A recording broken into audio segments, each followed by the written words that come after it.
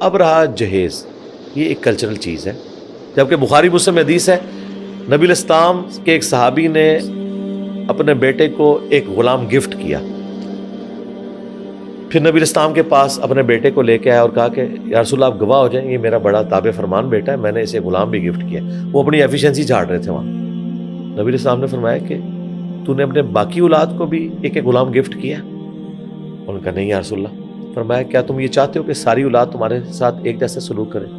کہا یا رسول اللہ ایسا ہی ہے۔ تو فرمایا پھر باقیوں کو بھی ایک ایک غلام گفٹ کرو یا اس سے بھی واپس لو، اولاد کے درمیان انصاف کرو اور مجھے اپنے گناہ پر گواہ نہ کرو۔ اس نے کہا سر یا رسول اللہ آپ گواہ ہو جائے۔ جی جی آپ فرمایا یہ گناہ کر رہا ہے اور مجھے گواہ بنا رہا ہے ساتھ۔ اس سے پتہ چلا کہ ایکویلٹی ہے زندگی میں، اگر کوئی گفٹ دیتا ہے نا تو پھر مرد و عورت کا بھی وہ 2:1 کی ریشو نہیں ہے، ایک جتنا دینا ہے برابر۔ ہاں ٹھیک ہے، وہ وراثت کا معاملہ الگ سے۔ ٹھیک ہے۔ اچھا اب مجھے بتائیں ان ساری چیزوں کے ہوتے ہوئے ایک میاں بیوی نئی زندگی شروع کر رہے ہیں، کیا مردوں کو عورتوں کو سلامی نہیں دیتے کہ نیا جوڑا ہے چلے کچھ اپنا بنا لے گا؟ یہ کس حدیث میں ہے؟ وہاں کہتے ہیں کلچرل ہے۔ یہ نکاح ہاں اور مولوی نکاح پڑھانے کی جو فیس لیتا ہے یہ کس حدیث میں آئی ہوئی ہے؟ کوئی ضعیف حدیث ہی دس دو۔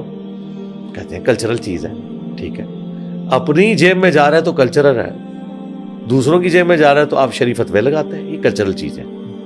اسی کو ایکسٹراپولیٹ کریں، ایک باپ کہتا ہے میں نے اپنے بچے کو موٹر بائک نکلوا کے دی تھی، چلو میری بچی کی شادی ہو رہی ہے میں اسے بیڈ روم فرنیچر دے دیتا ہوں 4 لاکھ روپے کا۔ تو آپ اس باپ کو روکیں گے کہ وہ اپنی بیٹی کو گفٹ نہ دے سکے یہ کہہ کے کہ یہ تو جہیز ہو جائے گا؟ بھئی یہ جہیز اس صورت میں ہوگا جب داماد کہے کہ مجھے بیڈ روم فرنیچر ڈلوا کے دو، جب وہ ڈیمانڈ کرے۔ اگر ایک بندہ کہتا ہے کہ میں اپنے بیٹوں کو نئی ہونڈا سیوک لے کے دے رہا ہوں، وہ بھی میرے خیال مجھے تو نہیں پتا، اب شاید سنا میں نے 1 کروڑ تک پہنچ چکی ہے، 85 پلس ہے۔ ہونڈا سیوک لڑکے کو تو لے دی، اگر 85 لاکھ اپنی وہ بچی کو اکاؤنٹ میں ڈال دے کہ بچہ تیری نئی زندگی ہے، نیا فرنیچر لے لیں، چلو تم لوگ کل کو اپنی نئی زندگی شروع کر رہے ہو تو عمرے پہ دونوں چلے جانا، یار یہ لو میری طرف سے ٹکٹ رکھ لو، تو کہتے ہیں جہیز ہو گیا۔ تو جہیز کی ڈیمانڈ لعنت ہے، لیکن اگر کوئی باپ اپنی مرضی سے اپنے بیٹے یا بیٹی کو کوئی گفٹ دینا چاہے، اور میں تو کہتا ہوں دینا چاہیے، جو بیٹیاں ایسی ہیں کہ ان کے ماں باپ افورڈ کر سکتے ہیں تو ان کا اپنے ماں باپ پہ یہ حق ہے کہ ان کو سپورٹ کریں، اس کا ڈبل فائدہ ہوگا۔